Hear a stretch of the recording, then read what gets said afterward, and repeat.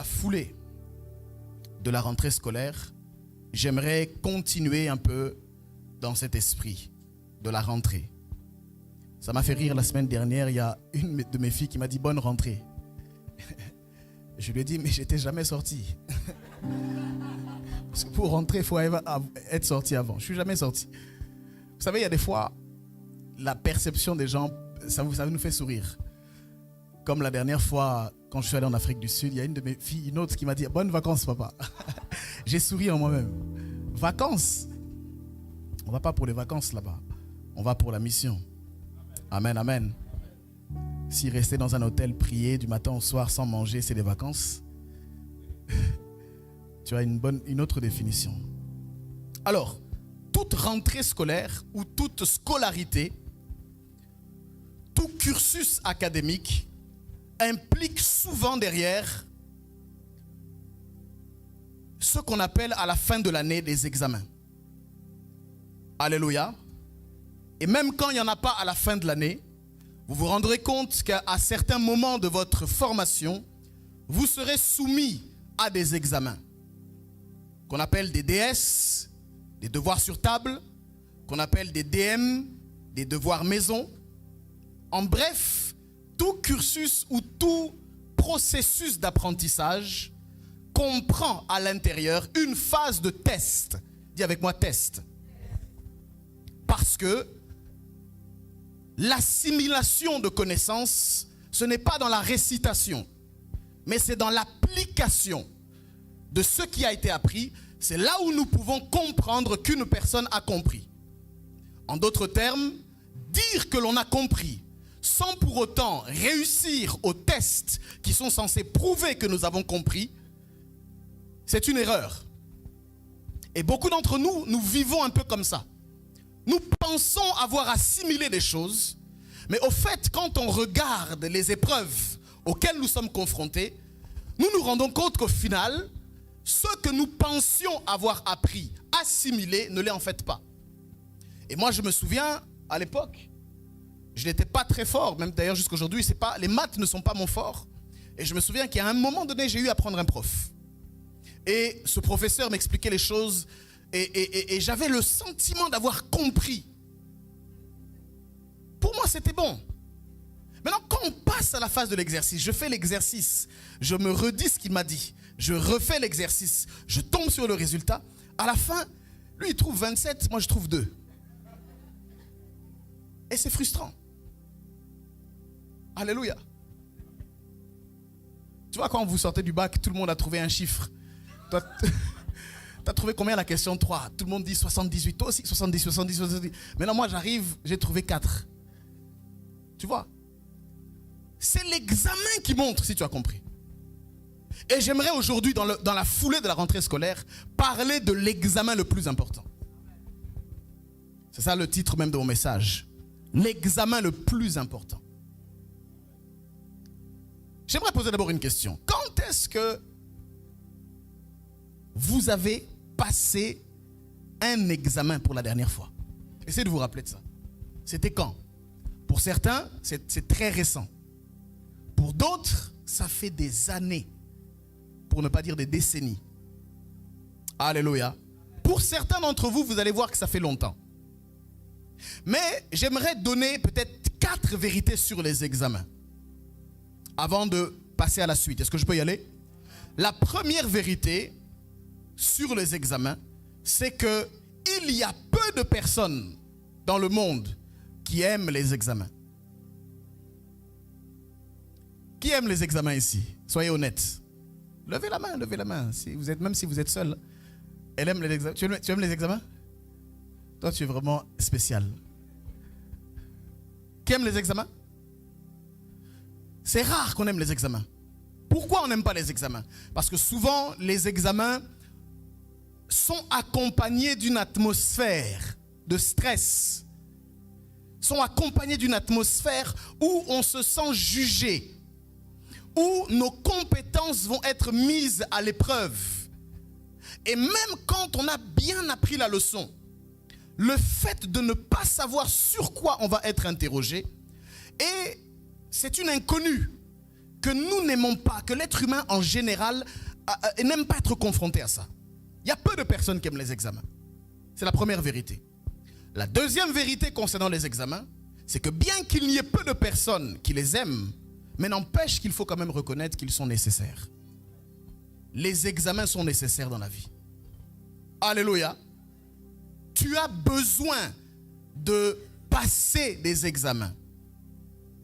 La vie est faite d'épreuves.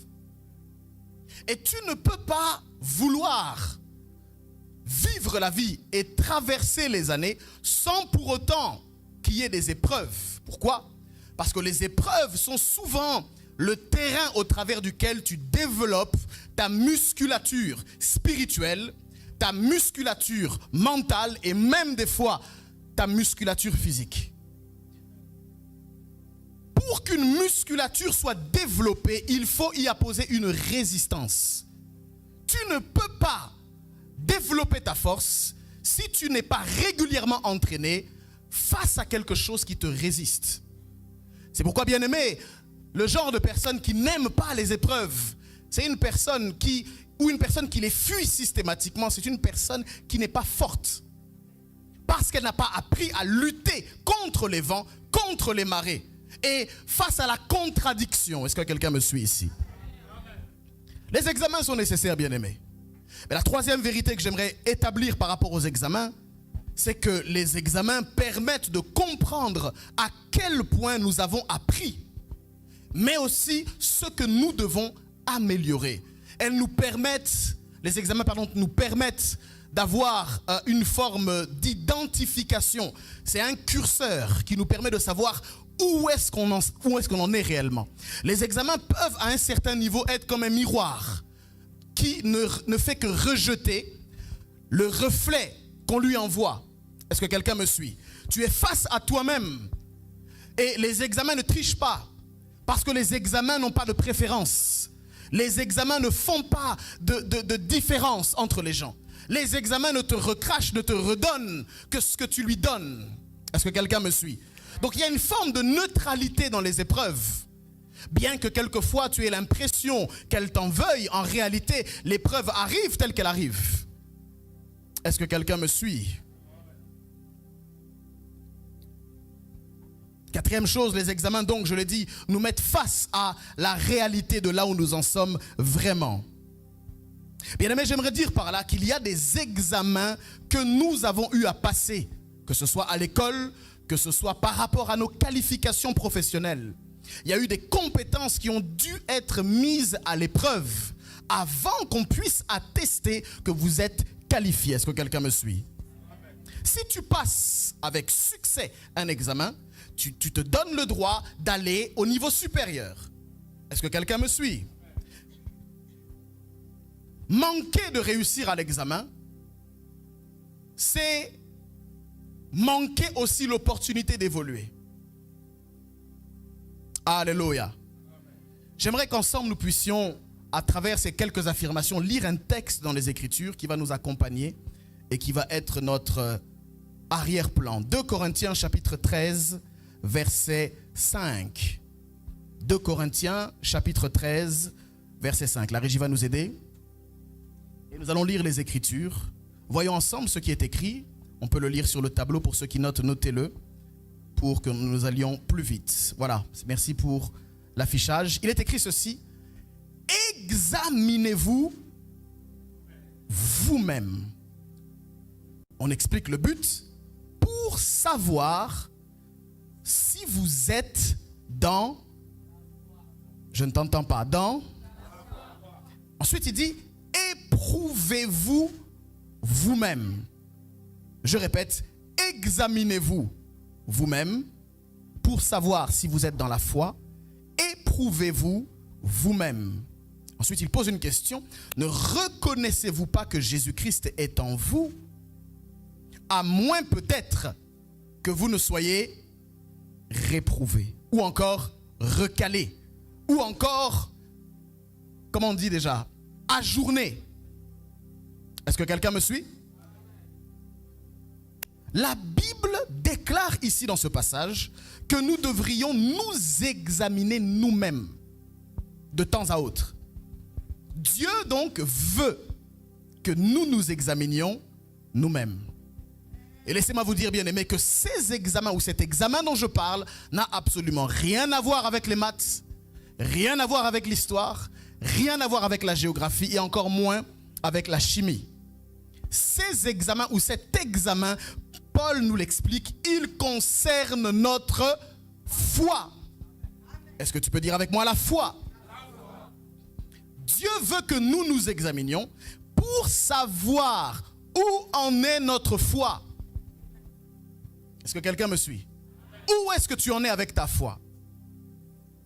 Est-ce qu'elle est pure? Notre vie, en fait c'est ça la question, démontre-t-elle les marques de la foi en Jésus-Christ? D'ailleurs, quelles sont ces marques de la foi? J'aimerais que nous puissions le faire au travers de l'examen le plus important. Alléluia. Alors voici l'examen, bien-aimé. Et on va, pour le faire, utiliser un livre qui sera l'épître de Jean. Ok?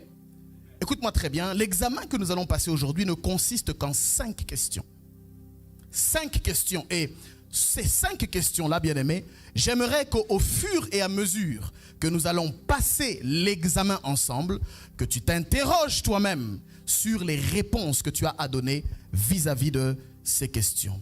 Je précise aussi que cet examen que nous allons passer, bien que nous allons le passer de manière collective, cet examen est individuel. Cela signifie que cet examen n'est pas dirigé pour quelqu'un d'autre. Non, cet examen concerne toi et toi seul. J'aimerais qu'en écoutant, tu ne sois pas en train de penser à quelqu'un d'autre que toi, parce que cet examen te concerne. Bien-aimé, ne fais pas l'erreur de croire que la collectivité va t'épargner de certaines douleurs. On peut être tous ensemble en train de manger un plat, mais tu peux être le seul à subir les conséquences pour aller aux toilettes après. Est-ce que quelqu'un me suit? Une action collective n'épargne pas toujours des dégâts individuels. Je le dis et je le répète, gagner une guerre ne signifie pas que tu n'es pas touché. On peut gagner collectivement, le pays peut être vainqueur et toi tu peux avoir des dommages. Est-ce que quelqu'un me suit? Cet examen te concerne. Alléluia. Et on va le faire au travers de 5 questions. La première question, la question test numéro 1, c'est: est-ce que je vis comme un disciple? Est-ce que je vis comme un disciple? Et pour cela, nous allons prendre 1 Jean chapitre 1. 1 Jean chapitre 1, verset 5 au verset 7. Et nous allons lire les Écritures ensemble. Est-ce que je peux y aller? Je vais y aller pour vous. 1, 2, 3, j'y vais. La nouvelle que nous avons apprise de lui, est-ce que tu es là? Et que nous vous annonçons, c'est que Dieu est et qu'il n'y a point en lui de... Si nous disons que nous sommes en communion avec lui et que nous marchions dans les ténèbres, nous mentons et nous ne pratiquons pas la vérité. Mais si nous marchons dans la lumière, comme il est lui-même dans la lumière, nous sommes mutuellement en communion. Dis avec moi la communion. Et le sang de Jésus, son Fils, nous purifie de tout péché. Alléluia. Est-ce que je vis comme un disciple? Est-ce que je vis comme une personne en qui Christ vit? J'aimerais te poser quelques questions d'abord. Bien-aimé, sur ta manière de vivre, comment est-ce que tu vis? Comment est-ce que tu vis la vie? Est-ce que tu vis comme une personne en qui Christ vit? Est-ce que tu vis comme un disciple? Bien-aimé, ici la Bible nous montre 2 options sur la manière de vivre ou encore le style de vie. J'aimerais te donner ces deux options, il n'y en a pas d'autres. La première option ou le premier style de vie que les Écritures nous donnent ici, c'est le style de vie de la lumière. Dis avec moi la lumière. Il est écrit, mais si nous marchons dans la lumière. Dis encore à ton voisin la lumière. Bien-aimés, nous pouvons vivre dans la lumière. Vivre dans la lumière, qu'est-ce que ça veut dire? Vivre dans la lumière signifie que nous vivons d'une manière qui plaît à Dieu. Dieu, la Bible dit, est lumière. Et si nous vivons dans la lumière, nous vivons dans le Seigneur. Vivre dans la lumière signifie que nous vivons d'une manière, mais qui rend témoignage à Dieu. Vivre dans la lumière, écoute-moi ça, implique que si quelqu'un me regarde, il n'a pas besoin de se poser de questions sur l'identité qui est la mienne. Vivre dans la lumière implique que par notre manière de vivre, sans même parler, nos vies expliquent déjà le style et la manière que nous souhaitons emprunter. Est-ce que quelqu'un me suit? Dis avec moi, vivre dans la lumière. Est-ce que, en te regardant, on peut lire une Bible ouverte? Est-ce qu'en te regardant sur ta manière de vivre, si on pouvait afficher un écran ici pour voir comment tu vis, quelles sont tes habitudes, quel est ton style de vie, est-ce qu'il y a des choses que tu n'aimerais surtout pas que nous sachions? Que tu n'aimerais surtout pas que le pasteur sache, que les frères soient au courant? Y a-t-il des choses que tu caches ou encore que tu fais dans le secret de ta chambre, dans le noir? Y a-t-il des pratiques, y a-t-il des choses que peut-être tu aurais honte? J'ai dit vivre dans la lumière. Par opposition, il y a vivre dans les ténèbres. Tu sais pourquoi? Parce que tout le monde peut prétendre avoir Christ en soi. Tout le monde peut le dire. Alléluia. Mais c'est le style de vie qui dit la vérité de qui nous sommes. Alléluia. Ce passage nous montre que si nous prétendons avoir Christ en nous, mais que notre style de vie contredise cette affirmation, c'est que nous mentons. Est-ce que quelqu'un me suit? Nous mentons. Et j'aimerais dire à une personne, fais attention avec le mensonge. Surtout le mensonge que tu te mens à toi-même. Si encore tu mens aux gens, c'est mentir. Mais quand tu te mens à toi-même, tu es en train de te dérégler. Est-ce que quelqu'un me suit? Est-ce que quelqu'un me suit? Si notre style de vie ne reflète pas Jésus, alors nous marchons tout simplement dans les ténèbres. C'est pourquoi je vais nous poser la question afin que nous puissions y répondre à cette question. Est-ce que tu vis dans la lumière, mon ami? Est-ce que, je dirais, ta manière de vivre reflète la présence de Dieu dans ta vie? Est-ce que tu as identifié que tu vivais dans les ténèbres? Et si oui, est-ce que ton style de vie, est-ce que tu demandes de l'aide? Ou est-ce que ton style de vie ne fait que contredire ta foi? Vis-tu comme un disciple? Vis-tu comme une personne en qui Christ vit? Première question. Je te laisse réfléchir un instant. Et je te laisse répondre toi-même.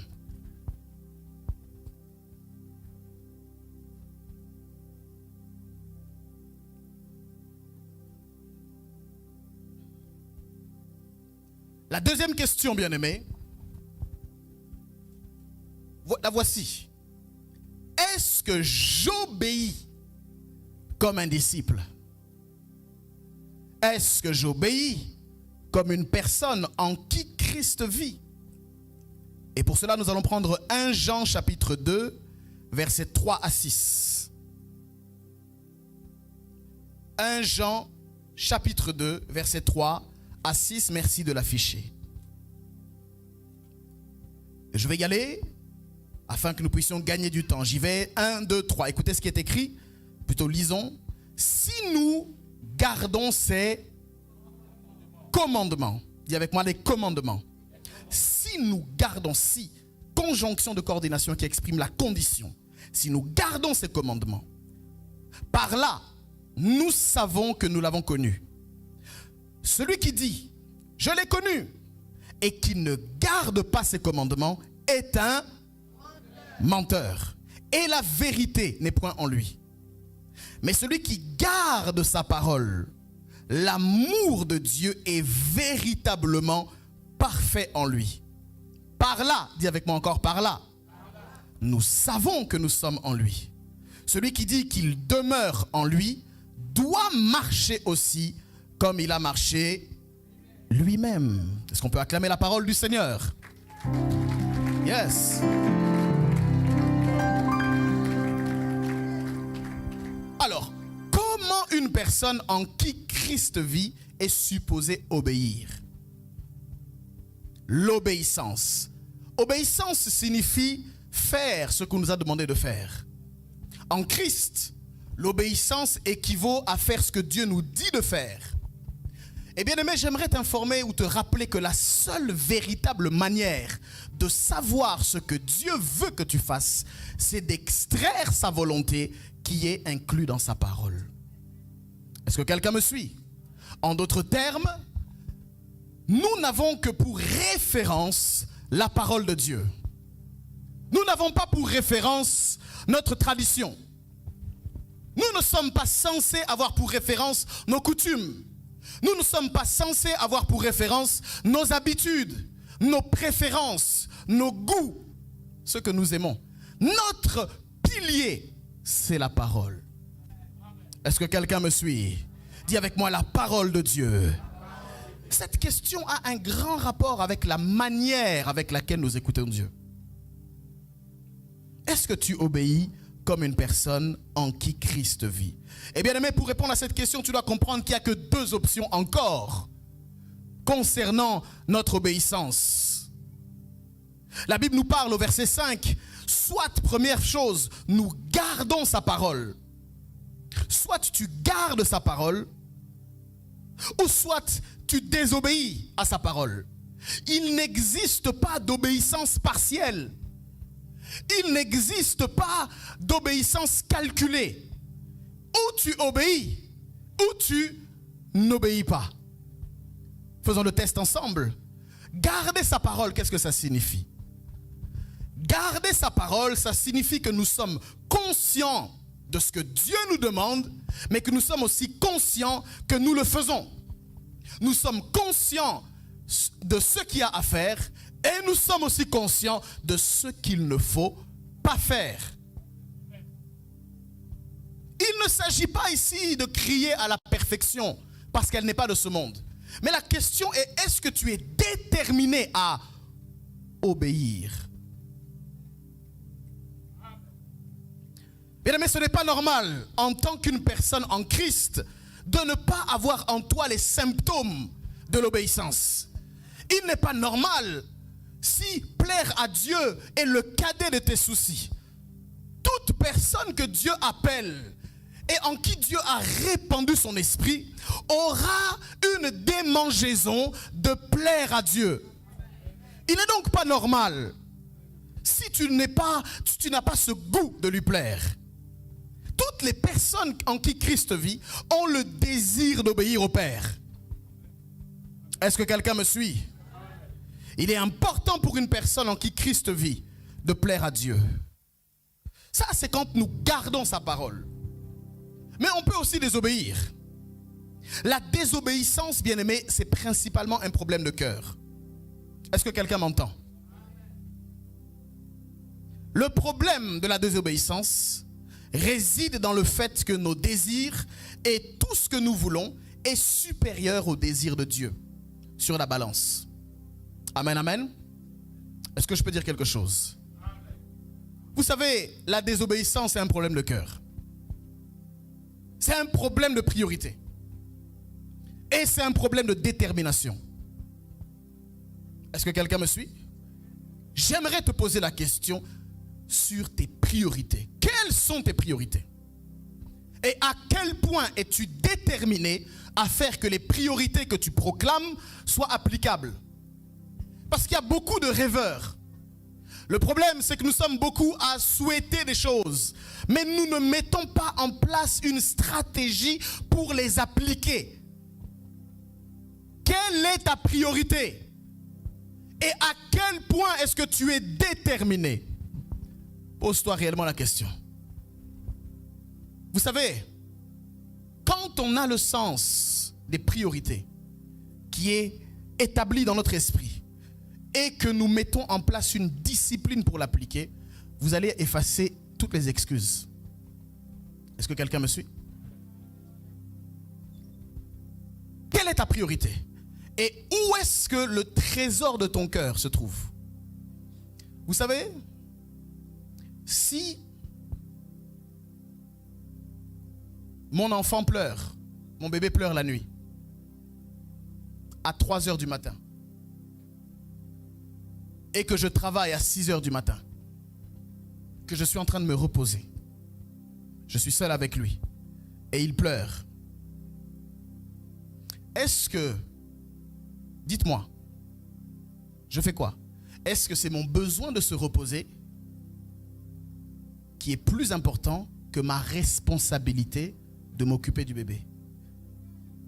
Posez-vous la question. Vous feriez quoi? Vous faites quoi? Ah non, j'ai besoin de me reposer. Et vous dormez. Pourquoi vous ne dormez pas? Ou pourquoi malgré votre fatigue, pourquoi malgré le fait que vous savez que dans quelques heures vous avez besoin de vous reposer pour aller travailler, pourquoi vous vous reposez? Pardon, pourquoi vous réveillez, pardon? Pourquoi vous vous levez? Vous savez pourquoi? Parce que le sens de votre responsabilité parle plus fort que vos besoins. Est-ce que quelqu'un me suit? Quand vos besoins passent au-dessus de ce qui est prioritaire, vous créez une idole en vous qui fait que tout doit tourner autour de vos envies, autour de votre plaisir. Quand la parole de Dieu est face à vous, mais que sur la balance de votre cœur, elle n'est pas prioritaire, et que vous mettez vos plaisirs au-dessus de la parole, il est naturel que vous n'obéirez jamais à la parole. Parce que la parole n'est pas une priorité. Et parce qu'elle n'est pas une priorité, vous n'avez pas établi de discipline. Et parce qu'il n'y a pas de discipline, vous ne pourrez jamais être déterminé. Et si vous n'êtes pas déterminé à sortir de certaines situations, vous n'en sortirez tout simplement pas. Quelle est votre priorité? Pasteur, je n'arrive pas à sortir de ce péché. C'est faux. C'est juste que tu n'as pas les bonnes priorités. Et c'est juste que tu privilégies ton plaisir plus que Dieu. Et quand tu es comme ça, tu dois prier. Et tu dois dire, Seigneur, embrase-moi. Que ta parole soit au-dessus de mon plaisir. Que ta parole soit au-dessus de mes envies. Que ta parole soit au-dessus de mes pulsions. Je crois que je ne parle pas aux bonnes personnes ici. Est-ce qu'il y a des réels disciples dans la salle ici?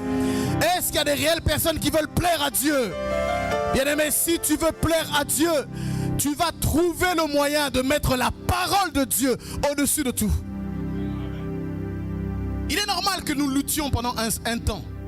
Mais bien aimé, quand la lutte est trop longue, ça veut dire que tu as choisi ton camp. Bien aimé, j'ai cherché, j'ai fait des entretiens, j'ai posé des questions aux aînés.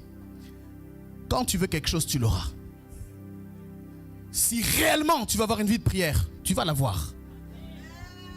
Écoute, tout commence avec la détermination. À quel point tu as compris que telle chose est importante et à quel point tu mets en place une discipline pour atteindre ça. C'est tout. On peut monter, descendre, je peux prier pour toi, verser l'huile, verser comment on appelle ça, je te jette du sel. On peut faire tout. Si tu ne veux pas, ça ne va pas se faire. Et c'est pourquoi T.D. Jakes a dit un jour, on peut chasser un démon d'une personne, mais on ne peut pas chasser une personne d'un démon. Quand tu es accroché à ton péché, quand tu es accroché, quand tu ne détestes pas ceux qui combattent ton âme, tu vas rester dedans.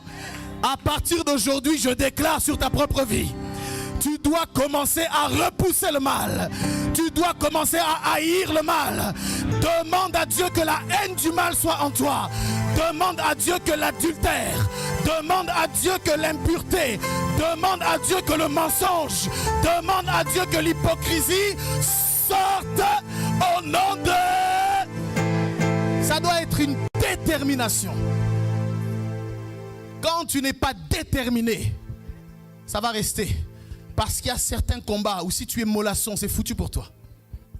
Sois ferme dans ce que tu décides. Sois décidé. Je ne suis pas en train de dire que ça va être facile. Non, ça ne sera pas toujours facile. Tu vas pleurer un peu. Tu vas un peu avoir mal, c'est vrai. Mais bien aimé, quand il y a une plaie quelque part, ce n'est pas du sucre qu'on met, mais on met l'alcool. Parce qu'on sait que bien qu'il y aura douleur, elle sera temporaire. Et cette douleur temporaire aura pour objectif de soigner profondément la plaie afin que ça ne s'infecte pas. Que l'alcool de la parole soit ton partage ce matin. Au nom de... Tu as besoin de ça. Sois déterminé, mon ami. Écoute, on a tous lutté. Hein? Personne ici ne peut lever la main pour dire qu'il est pondu du ciel. On a tous eu nos défis. On a tous eu nos challenges. On a tous lutté contre les démons. Mais par la grâce de Dieu, on s'en est sorti. Et pour la plupart, vous savez que l'ultime qualité, c'est celle de la persévérance. C'est pas parce qu'on était plus fort. C'est parce qu'on n'était pas forcément fort. Mais on n'a pas lâché. On n'était pas forcément les premiers, mais on n'a pas lâché. On n'était pas forcément qualifiés, mais on n'a pas lâché. On n'avait pas le bon arrière-plan, mais on n'a pas lâché. On n'était pas doué, mais on n'a pas lâché. Je suis en train d'encourager une personne. Ne lâche pas. Même si c'est difficile, ne lâche pas. Même si tu es retombé hier, ne lâche pas. Peut-être tu es retombé ce matin même. Ne lâche pas. Ne lâche pas.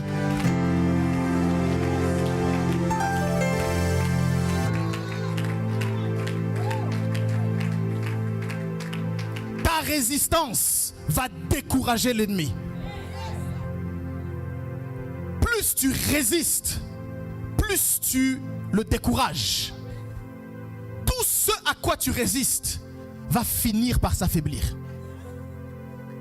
Que l'empoigne du diable s'affaiblisse sur toi. Que la tentacule qu'il a voulu mettre sur ta tête s'affaiblisse sur toi. Que le serpent qu'il a voulu enrouler autour de ta taille lâche prise au nom de Jésus. Qu'il lâche prise au nom de Jésus. Non, tu ne vas pas continuer à subir comme ça. 2 ans, 3 ans, 4 ans, avec le même péché. Non. Mon ami, à un moment donné, lève-toi. Fâche-toi. Fâche-toi, enferme-toi. Jeûne s'il le faut. Mais tu dois en finir. Tu ne peux pas laisser une addiction venir travailler ta vie et te contrôler. Impossible. Mon ami, tu es en Christ quand même. Est-ce que j'ai Christ ou pas? Tu es en Christ. Est-ce que tu sais ce que ça veut dire être en Christ? C'est parce que tu ne sais pas, justement. Bien aimé, en Christ, c'est être au-dessus des dominations. C'est être au-dessus des autorités. Être au-dessus des... Tu es au-dessus du monde atmosphérique. Tu es au-dessus du monde stellaire. Tu es au-dessus des constellations. Tu es au-dessus du firmament. Tu es au-dessus de l'univers. Mon frère, ma soeur, en Christ. Quoi? Les lieux élevés. Tu es assis là-bas. Comment tu peux être là et accepter d'être dominé par un petit esprit là? Alléluia.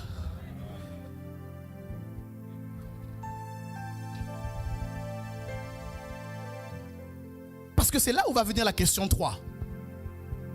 La question 3, c'est est-ce que je suis un praticien de la parole ou un théoricien de la parole? 1 Jean chapitre 3, versets 7 à 10.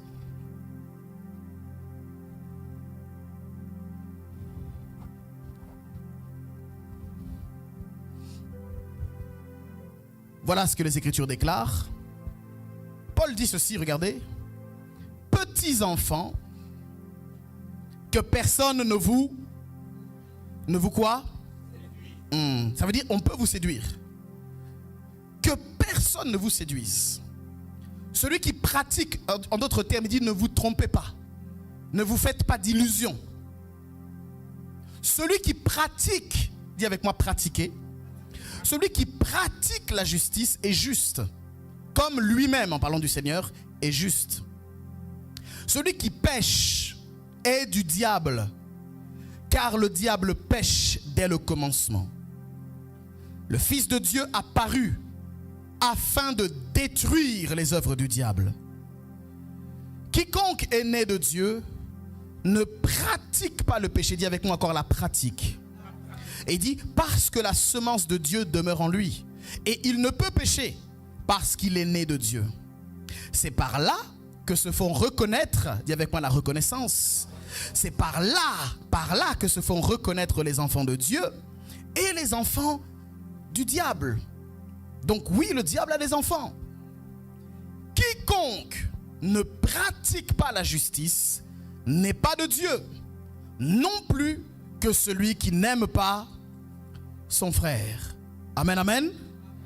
Suis-je un praticien ou un théoricien? Alléluia. C'est la question numéro 3 que tu vas te poser. Est-ce que tu es un praticien? Bien aimé, vous savez, des fois, je ne comprends pas toujours. Il ne faut pas rentrer dans toutes les idées que vous entendez. Et n'embrassez pas toute chose sans réfléchir. Beaucoup de personnes vont vous dire, voilà, moi je suis de telle confession, mais non pratiquant. Qu'est-ce que ça veut dire non pratiquant? Un jour, quelqu'un m'a fait rire, il m'a dit, écoute, remplace le mot, par exemple chrétien, tu dis, je suis un chrétien non pratiquant. Il dit, remplace le mot chrétien par le mot végétarien. Donc, je suis un végétarien non pratiquant. Est-ce que ça a même du sens? Est-ce que ça a du sens? Ça veut dire quoi, non pratiquant? Soit tu embrasses, soit tu n'embrasses pas. C'est quoi cette histoire de disséquer l'idéologie de la pratique? Ça va ensemble. Mais je suis un marié non pratiquant. Je suis marié mais non pratiquant. Imagine, non mais je ne dis pas ça pour moi. Je ne dis pas ça pour moi. Vous comprenez? Soit tu es marié, soit tu ne l'es pas. Tu veux dire quoi par là? En fait, qu'est-ce que tu essaies de dire? Tu sais ce que tu essaies de dire? Moi, je vais te dire ce que tu essaies de dire. Tu essayes de te rassurer que tu appartiens à Dieu, mais tout en voulant vivre comme tu veux, sans tenir compte de ce que Dieu dit. Et par là, tu te rassures. Ah, j'appartiens à la catégorie des non-pratiquants.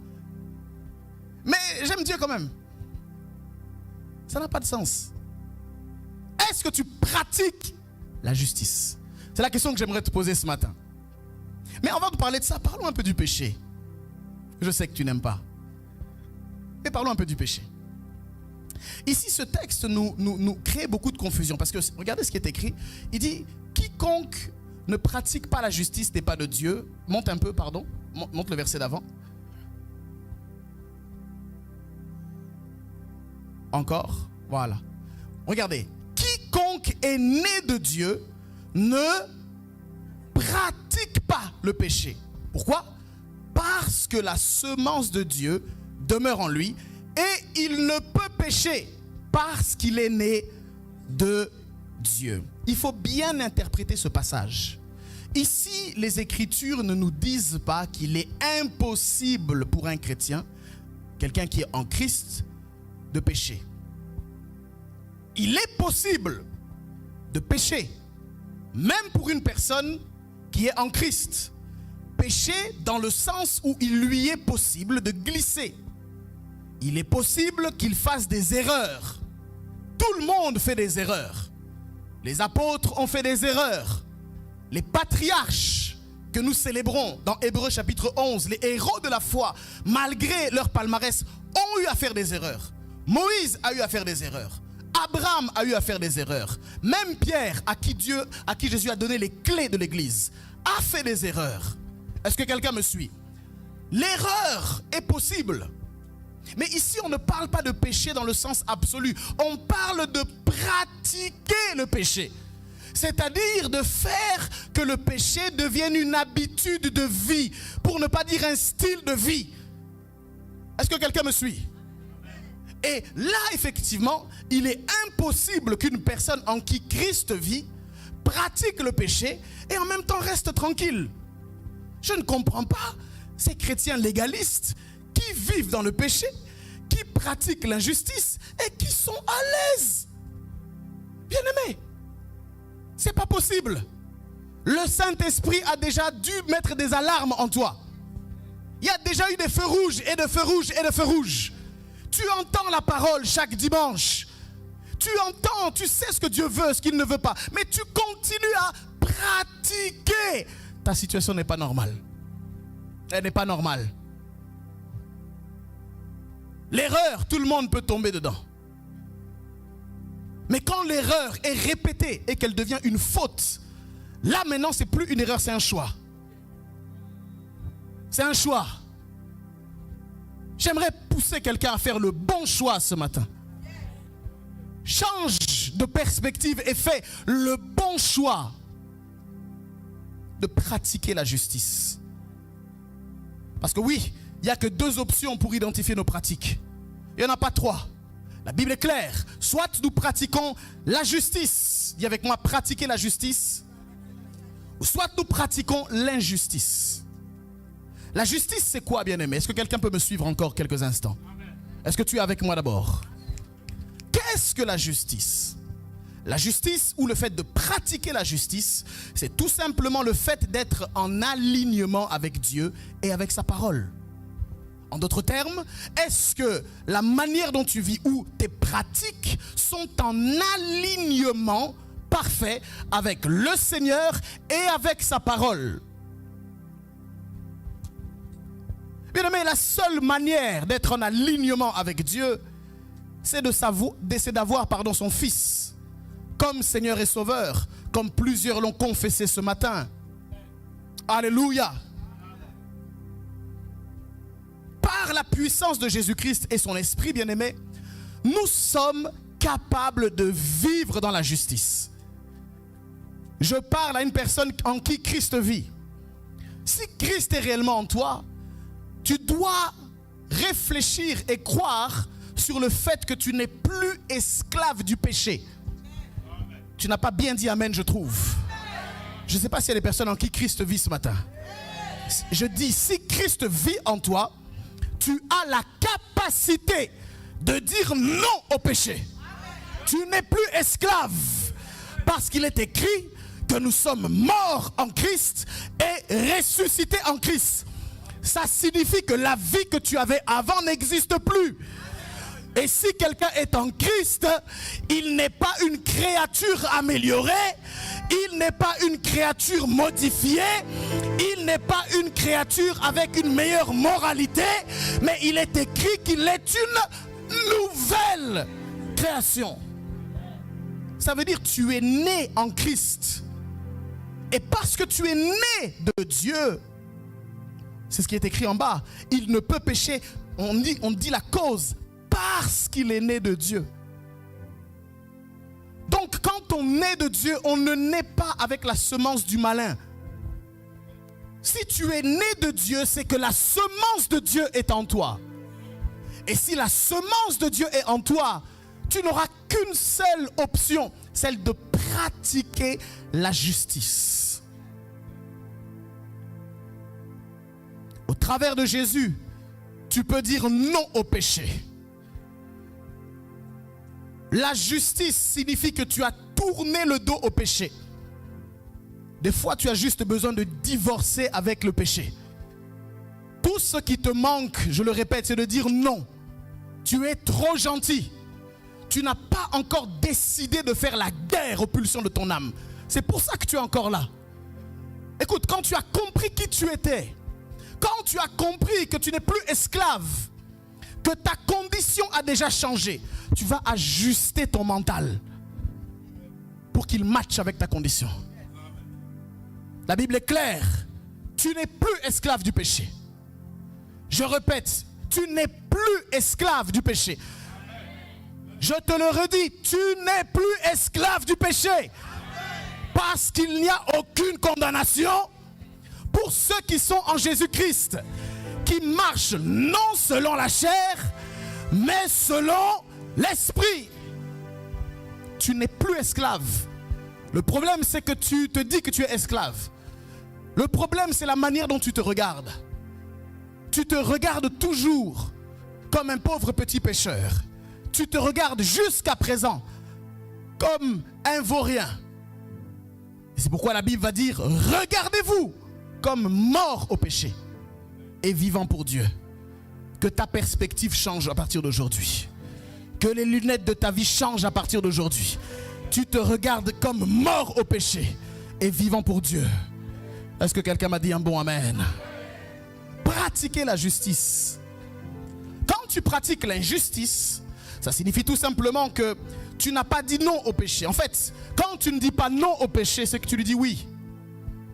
Ouais, parce que dans la spiritualité, il faut que tu sois clair sur tes intentions. Tu ne peux pas, tout ce que tu ne refuses pas expressément a le droit d'avoir des effets sur toi. Il faut que tu refuses ça.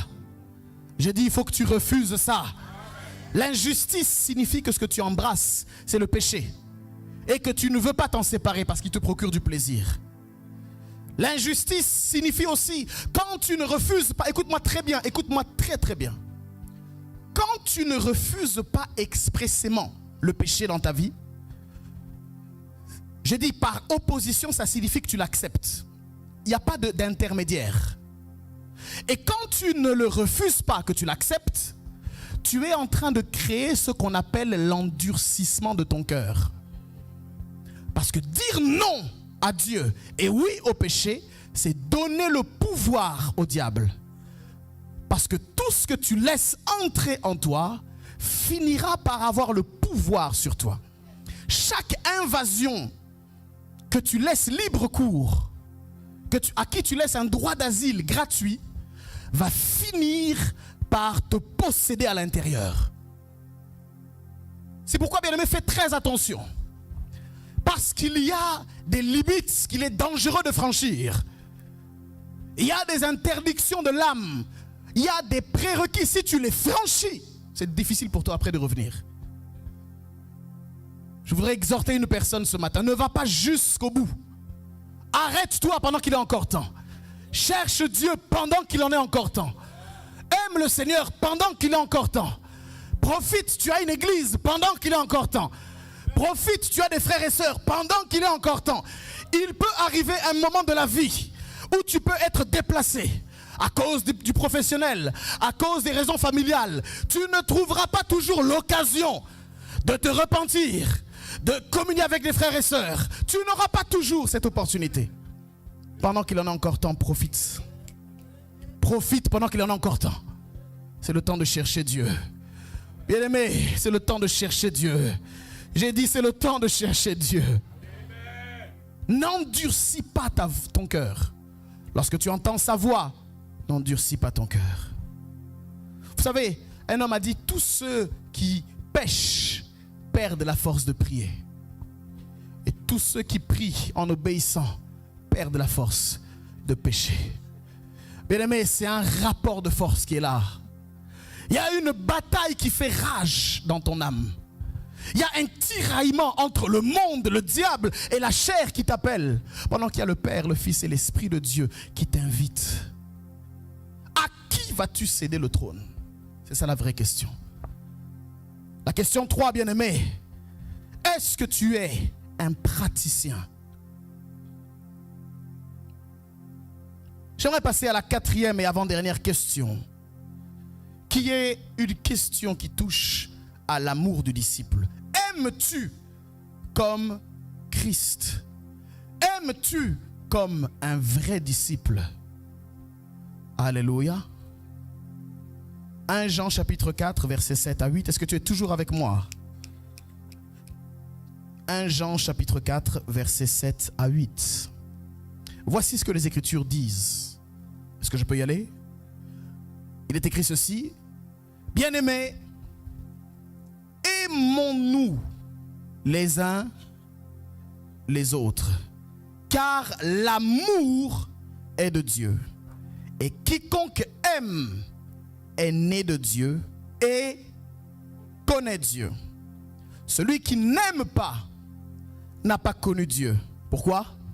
Car Dieu est amour. Est-ce qu'on peut le dire très fort? Car Dieu est amour. Encore plus fort, car Dieu est amour. Plus fort comme une déclaration, car Dieu est amour. Alors, que signifie aimer comme Christ ou comme un disciple? Le mot qui est utilisé ici pour amour, c'est le mot agapao ou agapé. Amen. Agapao signifie aimer comme Dieu. C'est prendre une décision délibérée d'aimer. Peu importe le retour qu'on a de l'amour qu'on a donné. Est-ce que quelqu'un m'a suivi? Je répète, c'est prendre la décision délibérée d'aimer, et cela peu importe le retour qu'on a de l'amour qu'on a donné. En fait, c'est l'amour agapao, c'est ce qu'on appelle l'amour inconditionnel. L'amour qui n'a pas de condition. Alléluia. Et dans les Écritures, il n'y a que deux options pour décrire la nature de l'amour que nous avons les uns pour les autres. Le premier, nous venons d'en parler, c'est l'amour inconditionnel, et le deuxième, c'est l'amour conditionnel. Dis avec moi, l'amour inconditionnel. C'est l'amour de Dieu, c'est l'amour des disciples, et c'est l'amour sur lequel tu dois te poser la question. L'amour inconditionnel. J'aimerais d'abord déclarer une grande vérité concernant l'amour inconditionnel. Amen. Amen, amen. Vous devez savoir ceci, bien-aimés, c'est que l'habileté à aimer de manière inconditionnelle ne peut être effectuée que par une personne qui a elle-même expérimenté cet amour. Alléluia. Est-ce que quelqu'un me suit? Une personne qui n'a pas expérimenté l'amour inconditionnel ne saura pas le donner, parce qu'on ne peut donner que ce qu'on a reçu. Est-ce que quelqu'un me suit? La bonne nouvelle que j'ai pour toi, c'est que si tu es disciple de Christ ce matin, cet amour inconditionnel a été répandu, nous dit Romains chapitre 5, abondamment dans ton cœur par le Saint-Esprit. Oui. Alléluia. Tu dois être en mesure de réaliser que Dieu t'a aimé en premier. Et il t'a aimé au temps où tu ne le méritais pas. D'ailleurs, c'est en cela que Dieu prouve son amour. Puisque lorsque nous étions encore pécheurs, Christ est mort pour nous. Amen, amen. Alléluia. C'est cette expérience extraordinaire de l'amour de Dieu qui nous pousse, nous aussi, à aimer les autres de la même manière. C'est cette expérience de cet amour-là qui nous excite et nous encourage à notre tour de le rendre aux autres. Amen, amen. Est-ce que tu as l'amour inconditionnel? Ou encore, est-ce que tu as l'amour conditionnel? C'est-à-dire l'amour avec des conditions. Vous savez, en fait, j'aimerais vous dire une chose. C'est que tout le monde peut aimer de façon conditionnelle. En fait, tout le monde aime de façon conditionnelle. Le monde entier. Même les païens aiment de façon conditionnelle. Amen, amen. Tout le monde aime de façon conditionnelle. Parce que aimer de façon conditionnelle ne demande pas beaucoup d'efforts. Est-ce que quelqu'un me suit? Tout le monde peut le faire. D'ailleurs, tout le monde le fait déjà. Vous attendez de voir si quelqu'un vous aime. Vous attendez de voir si quelqu'un s'habille comme vous. pense comme vous, a les mêmes délires que vous, et vous concluez, je l'aime bien. Amen, amen. Ça, c'est mettre des conditions à l'amour. Si votre amour n'est conduit que par vos conditions, ça veut dire que vous croyez que le monde ne tourne qu'autour de votre nombril. Bien-aimé, il y a tellement de choses dans le monde, mon ami, que tu ne sais pas, que je ne sais pas. Tu ne peux pas soumettre l'amour de Dieu à tes conditions à toi. Alléluia. La question que je te pose, est-ce que tu aimes les gens? C'est une question de test pour toi. Pose-toi la question, est-ce que j'aime les gens?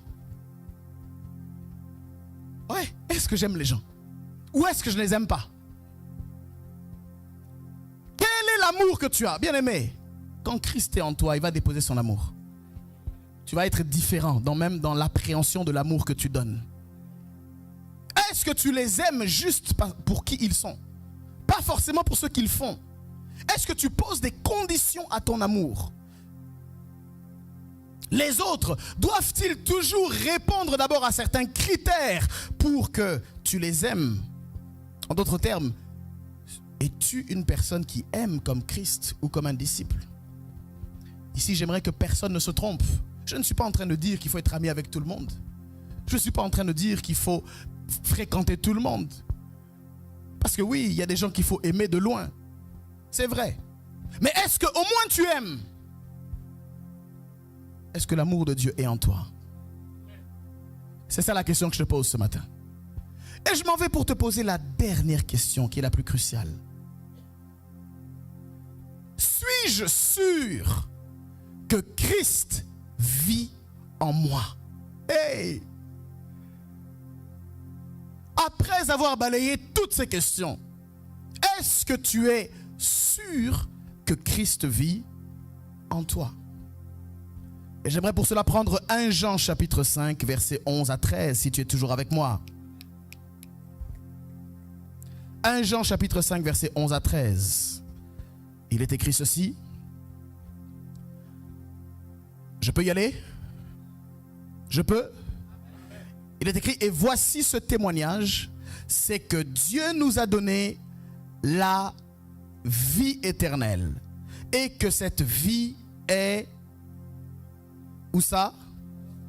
Dans son Fils. Celui qui a le Fils a la vie. Celui qui n'a pas le Fils de Dieu n'a pas la vie. Je vous ai écrit ces choses afin que vous sachiez que vous avez la vie éternelle, vous qui croyez au nom du Fils de Dieu. Est-ce qu'on peut acclamer la parole du Seigneur?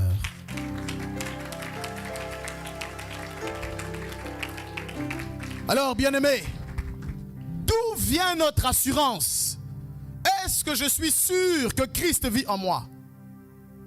Notre assurance, nous dit la Bible, nous vient du fait d'avoir le Fils.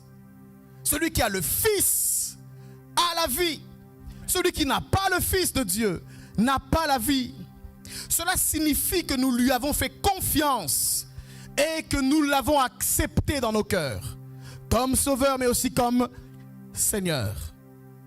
Si nous avons cru, si tu as cru en Jésus-Christ, alors selon les Écritures, tu es censé avoir l'assurance, parce qu'il est écrit, je vous ai écrit ces choses, et il explique le but, afin que vous sachiez, il faut que vous soyez sûrs, que vous avez quoi? La vie éternelle. Alors j'aimerais ensemble que nous répondions à cette 5e question. Est-ce que j'ai accepté Jésus-Christ comme Sauveur et Seigneur personnel? Est-ce que je suis assuré que Christ vit en moi et que je possède la vie éternelle? Pose-toi la question.